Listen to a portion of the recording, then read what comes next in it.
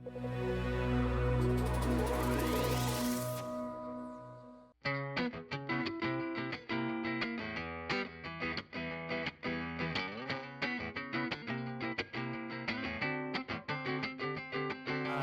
a lot for joining us. I'm really pleased that Matt was able to come here. We've had a chance to talk to each other a couple times in the past. And what strikes me is you're one of the London tech scene's true pioneers. You helped to develop the first magazine publishing platform for the iPad, which Steve Jobs himself hailed as the king of the hill when back in, I think, 2009 or thereabouts. You were the inspiration for Tech City, this whole government initiative. It was Matt who actually got that going by saying he could, entrepreneurs living in this part of London could really use some help. And also, you continue to make really interesting, sometimes off the wall, actually mostly off the wall, products that marry blend the physical and digital worlds. So what I wanted to start by asking is, when someone asks you what you do, how do you answer that question? Have a lot of fun, mainly. Nowadays, I say I have a tech startup. I run a company. I think that's changed a lot. It used to be I work in technology. Then for a while it was I work in design. That was an important thing, although I wasn't a designer. I was just surrounded by designers. And gradually it came to be I have a business, and that's kind of how I identify myself. Mm-hmm. So. And that's enough? Does that start the conversation, or does that stop the conversation? Usually, like if it's kind of like, do people want to know what I do? And I pull my phone out. There's a picture of a little printer there. Yeah. And I make weird gadgets for the home that are connected to the internet. Mostly they have faces. Okay. And that kind of starts things. Okay. So it was mentioned that you have a degree in physics at Oxford. I mean, that's the kind of thing that would get you a real job. So why did you want to be an entrepreneur? I didn't realize I could start a company until my mid-20s, but what happened when I was doing physics was I encountered the web for the first time, in '96. And so when I was a kid, I used to make magazines at school. Mm-hmm. So I used to make these little magazines, desktop publishing, and you had to photocopy them. And I had to persuade my friend's dad, who had a company, to let me photocopy the magazines on his machine, right, which cost money, right? Right. So I made like 100 magazines every few weeks, and I'd sell them for 3p each, which is the cover price, but it was tedious selling them to people. So I had 4 distributors, and I'd sell them the magazines at 2.5p each. Wow. And they would sell them, and they would make maybe 20p each, 10p each for the tuck shop. Right. I found the web, and I realized I can get stuff into people's hands, and I can create without having to go through any of this distribution, without having to beg people to use a photocopier. And when I first encountered the web and programming, right, I was like, oh my God, I can make things and get them in people's hands. And this is a social medium. I have to work in this. So love of money and laziness. Laziness is much underrated as a quality. It was only later I realized that I could do a business in this. Like you don't grow up. I didn't grow up realizing you could start your own thing. Mm-hmm. That wasn't, that wasn't something that occurred to me. But the idea that I could create and other people could see it, that was the thing.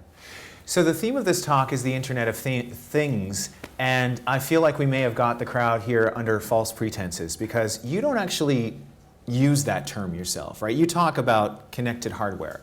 Why is that the Internet of Things, which is a big kind of trend in technology, not something that particularly interests you, at least as an idea? So Internet of Things is a useful term, but it feels so vague, so nebulous to me that maybe it doesn't mean anything anymore. I'm saying that you work or you create in Internet of Things is a bit like saying you work with plastics or electricity. Yeah. It's like, well, electricity is everything from power stations to cars to, the circuitry on the Mars rover to power stations to, it's everything, okay, right? All right. So Internet of Things has been, it's a useful term, but maybe everything is going to be networked. Maybe the internet is not always going to be trapped behind glass. Maybe everything will have the network in it eventually, and at that point, what do we call it? So there are new terms, I think. So what makes something interesting to you then? Because you are working, I guess, in a little subsection of the Internet of Things. What makes something a BERG product or a BERG project? Okay, so I think for me it gets interesting when we start thinking about, I really like products. I like things that people can touch and use. So, Internet of Things includes smart cities. There's a project in Cambridge where they can tell when the bins are full, or they're working on this when the bins are full, because when the bin isn't full, you don't need to send someone around to pick stuff up. Okay. So I'm kind of like, that's interesting, but it doesn't get my pulse racing. Right. What does interest me is when you make products that sit in people's homes where the person who's using it is also the person who buys it. Because then they will tell their friends, and you can tell whether you have a good thing or not. Okay. And then you can start adding services to the products. And that's where it gets really interesting. You can start telling stories with it. So that's what we work in. And how big is that opportunity? Because the web itself, which you mentioned, is nearly 25 years old, right? I think it's this March, its anniversary. So we know the impact that that's had on our lives. What about connected devices, connected hardware, these sorts of things you're talking about? Will that be transformative on the same level? I think so. The analogy I use is actually electricity.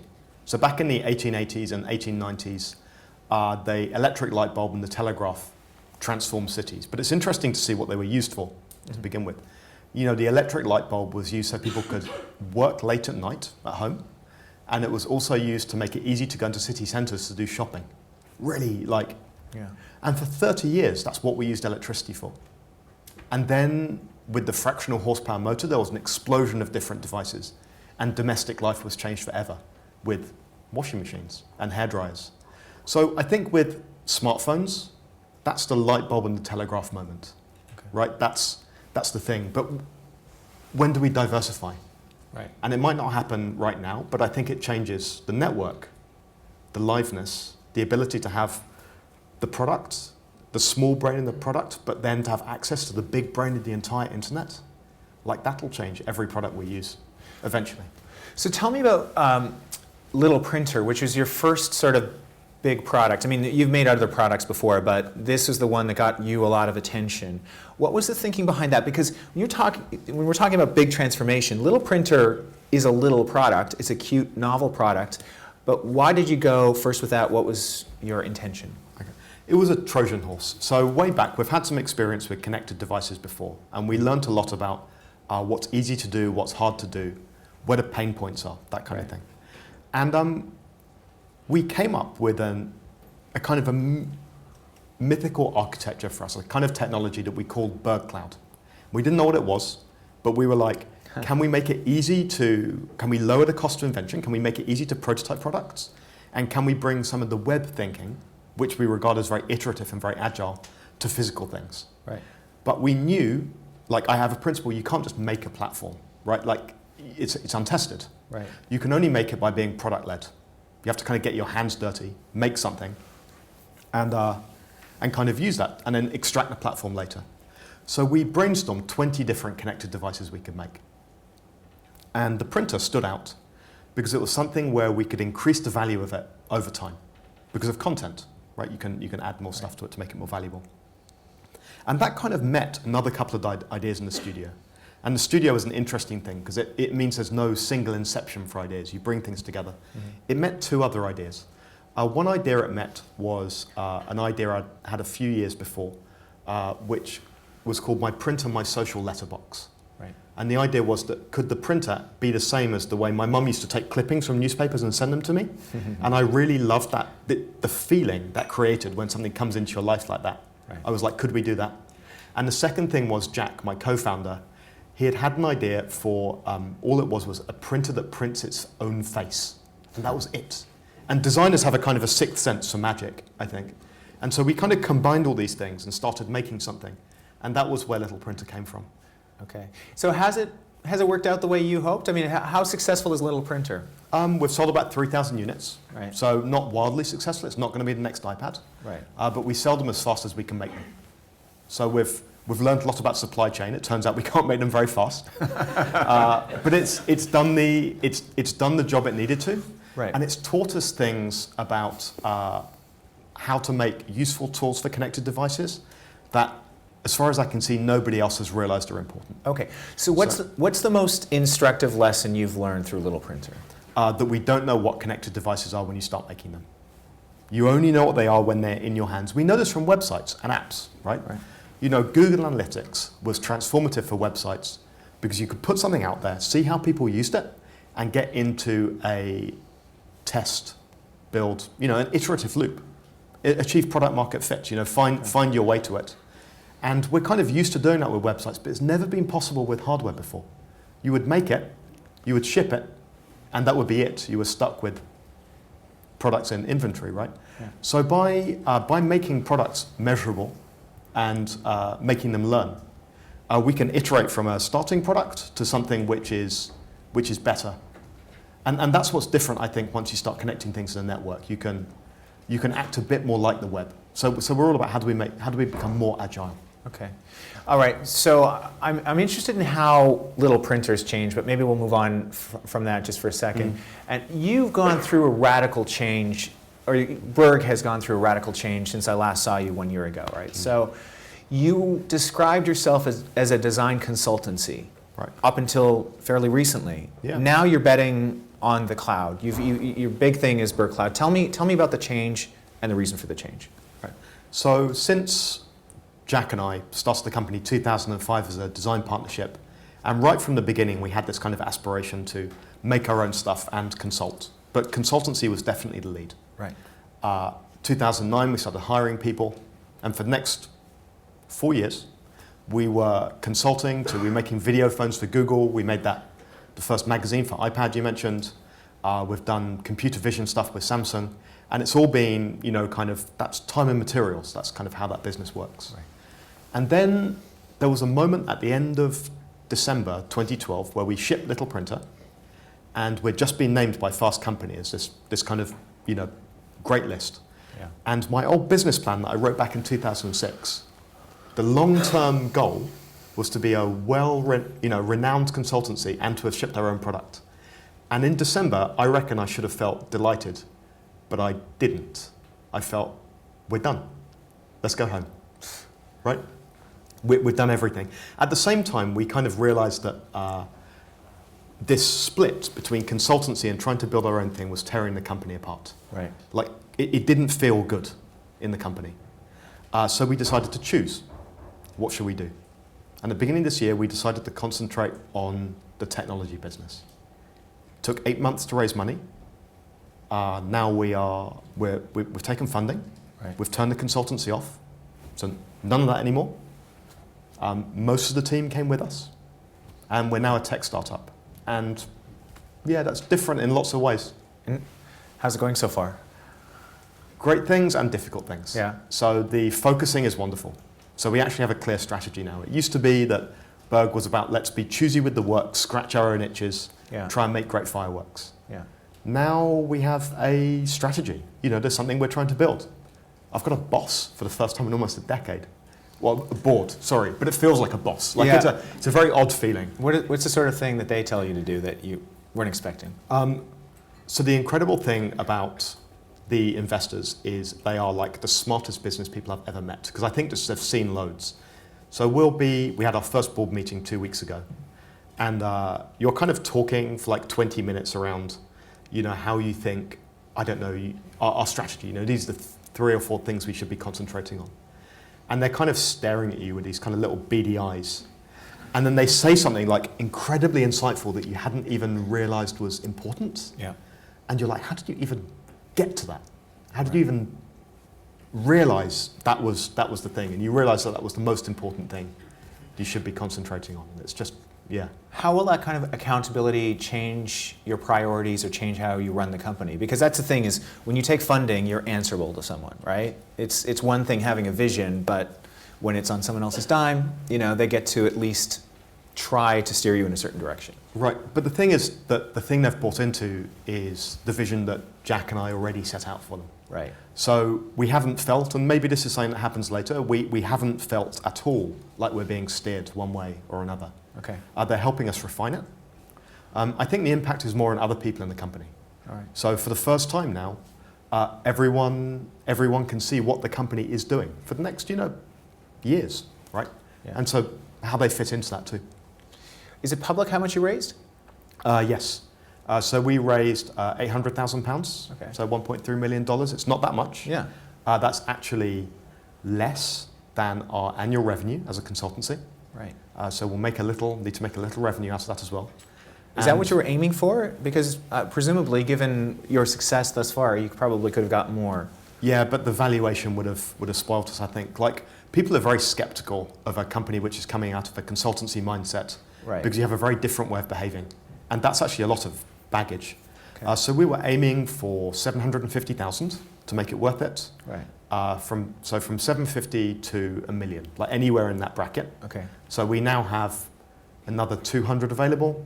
I think 80 of that has gone now. Right. But okay. yeah. Okay. So let me ask you about Tech City. You are credited, you know, when I did the story about the London tech scene that was in Wired UK earlier this year, when David Rowan asked me to do it, who's the editor, the first person he said I need to talk to is Matt Webb, this guy right here.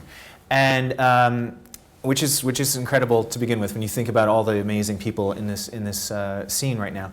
But you were the guy who basically, well, you inspired what the government then did, which was to create Tech City. What was the origins of that? What was the impetus for that? So you know, it's a friend of mine, Matt Bidoff, who came up with the term Silicon Roundabout. So he was based just up there in Transworld House, Yeah. Just by the roundabout. Which is an extremely ugly building that's always been scheduled to be, as long as I've known it, it's been scheduled to be renovated or knocked down, I think. And that was still around. That was the one the beach ball fell off the other week and blew around the roundabout. One. I think there's something about the ugliness of Tech City that makes it work, by the way. So I'm kind of sad to see the fancy new buildings. But at the time, so Matt's naming of the area, another Matt, the naming of the area was really, you know, I really latched onto it because so many of my friends had left for San Francisco. And also I felt a real lack of support in the area. Mm-hmm. You know, it was like, whenever you tried to do something new, there was kind of a psychical pushback. Right. Just from people going, really, you're going to do that? So I commissioned some research from a friend to look, Georgina Voss, to look at, does Silicon Roundabout really exist? Right. And she went and talked to loads of people, and her conclusion was everyone thinks it exists, but they're not part of it. Oh. So that was like weird. Yeah. But the term we came up with between us was that it hadn't ignited yet. Right. That the kindling was there, but it hadn't ignited. Now, of course, at the meantime, there's loads of people doing other things. So, you know, Richard Moros at Moo had got his little group of people who were working in Moo offices, mm-hmm. you know, Doppler, where Matt Bidoff was, and a few other people. So that was happening. Mike Butcher and Elizabeth Filey started Tech Hub, so that was happening. So there was kindling. Mm-hmm. Then I randomly got invited on this trade mission to India with like the UK government and David Cameron. I have no idea how, right? No idea how. Mm-hmm. They wanted like a small business who would kind of just, look, we support small businesses, right? And I wasn't going to go. Yeah. I wasn't going to go. I don't know if you remember the big student riots in Trafalgar Square where there was like, you know, I was like, I can't support a government like this, right? So I was going to say no. And then my cousin and my girlfriend, now wife, sat me down and they were like, every time you have more than 2 beers, you start ranting about how there's a lack of small business support in this country. Yeah. And you've got this opportunity to go and talk to people who could help and you're not going to do it. Right. So I went on the trip and I got talking to Rohan Silva there. And I said, there's something going on in East London. What would you do if you were me? Not expecting anybody to do anything. And conversations. And then Rohan got David Cameron to turn up at the Truman Brewery that November and go, this is Tech City, everyone come here, right? And it's a supply side problem. So then you have people just turning up going, what's going on? Right. Then the lawyers turn up, we need lawyers. Yeah. Then the VCs turn up. And you know, so my role was only ever catalytic. I didn't actually do anything. Your problem though, is, if I recall, was that you were coming up against challenges and there weren't people there who'd had the experience who could help you fix that or get around that, right? So you were thinking that the government could kind of have a role in that. Because it became, I mean, I was at that event. I got myself invited at the very last minute. But it had, you know, David Cameron, Boris Johnson, and you know, lots of really notable entrepreneurs, including Brent Hoberman, Michael Birch. So guys who'd built successful businesses. I'm sure you were there, but I didn't know you at the time. That really did ignite. I mean, you must be incredibly surprised at how that idea has caught on. Right. So the great thing about it is that loads of people, out of self-interest, want it to succeed, but for different reasons. So that's really important. The government needs to succeed because they need an economic success. Right. The VCs wanted to succeed because it's easier for them to meet people all in one place. Right? The companies wanted to succeed for like co-marketing. So everyone wants it to succeed for different reasons. And I'm a big believer in finding things that lots of people can want to happen for actually often contradictory reasons. It's a way of getting people who will disagree with each other to play along. Also the fact that it's Tech City and Silicon Roundabout. You don't have to agree with Tech City because you've got this slightly countercultural, we're taking the mick at ourselves name as well. So it's a way for lots of people to play along. Did it change something? Was there a meaningful change that resulted from Tech City, though? I mean, are you better off as a result of Tech City than you were beforehand? Right, so two tangible things. A legal firm started putting on free workshops to negotiate a term sheet. I'd never seen a term sheet in my life. I knew that one day I would need to see one. So I went along, I encountered it for the first time, and that's been useful. So the question is, how did that event happen? And the reason that event will have happened is somebody in that legal firm will have said, well, I've heard of this Tech City thing, because I've read about it in The Economist or the FT, and it's legit, because Number 10 are behind it, or Google who've got Google Campus. And so they're able to use that evidence to allow them to put an event on. So that's kind of one reason. Those kind of things are good. The second useful thing is there are now venture capitalists in the area. And one of the reasons they're here is over the last few years, they've invested in a few companies, say, they're from the States, and now they travel to London for board meetings. So I was emailing someone and I was like, I'd like to talk.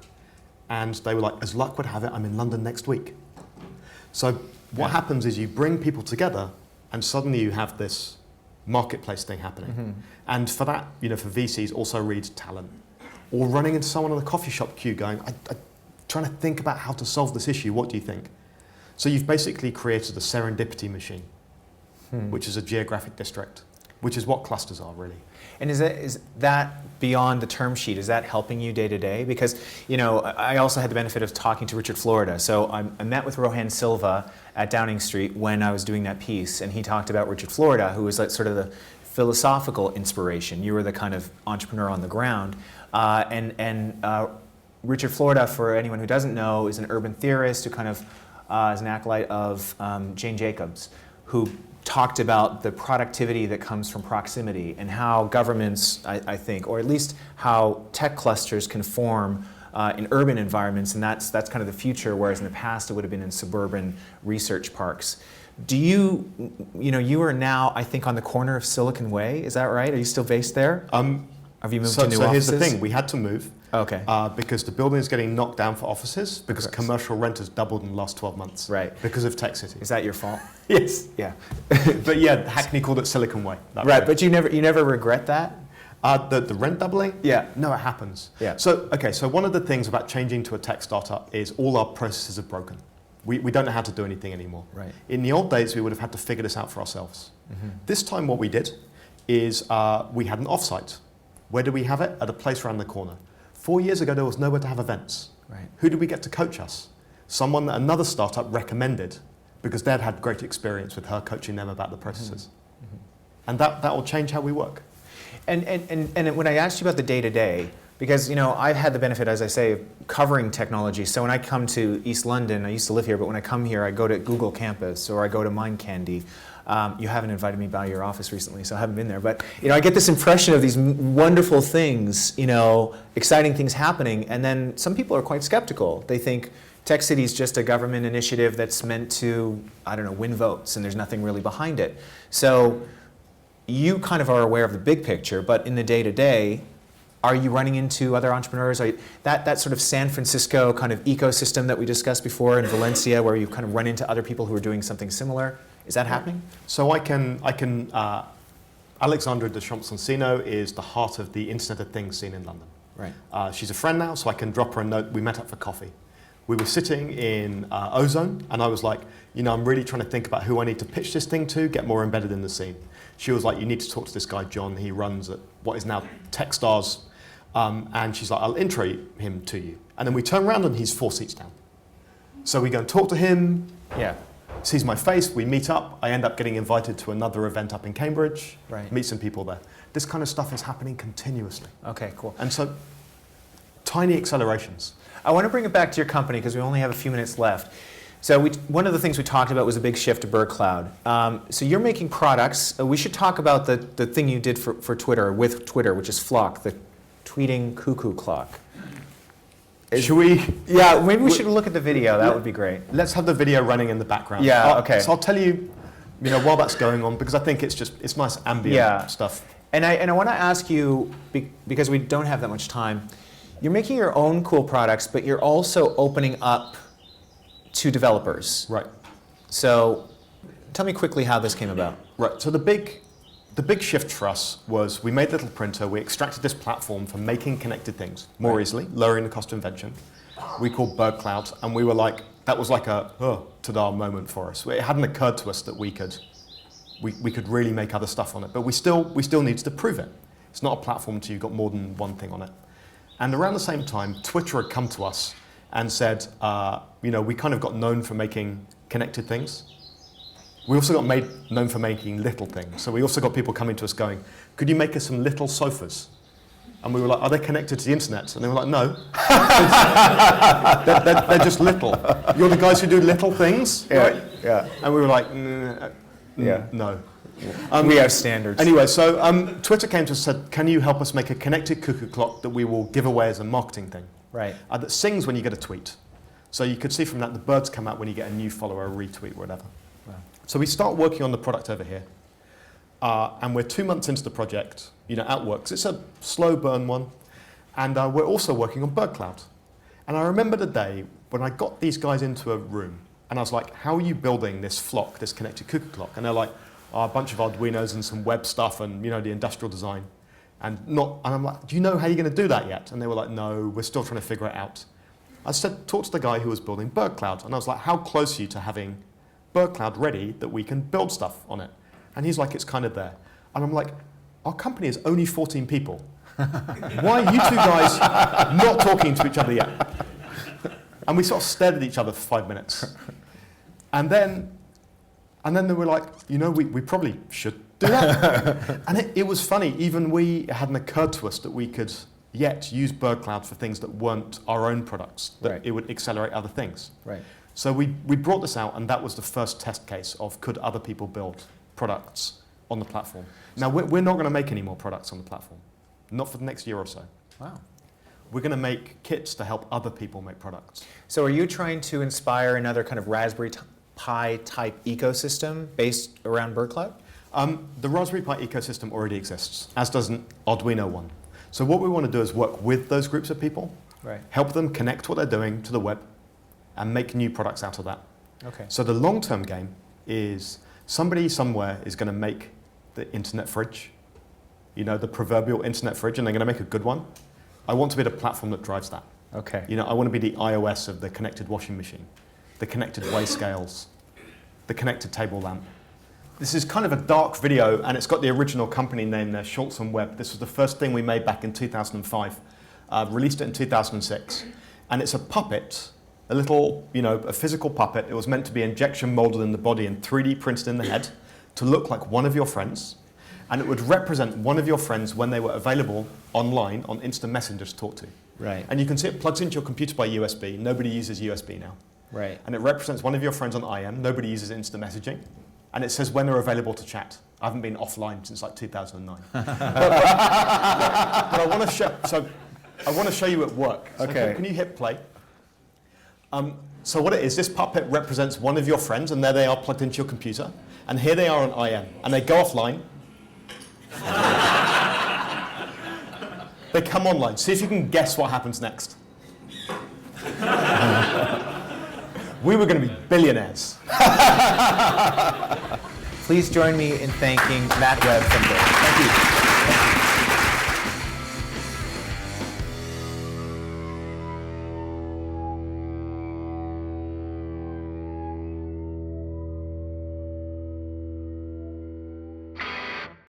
you.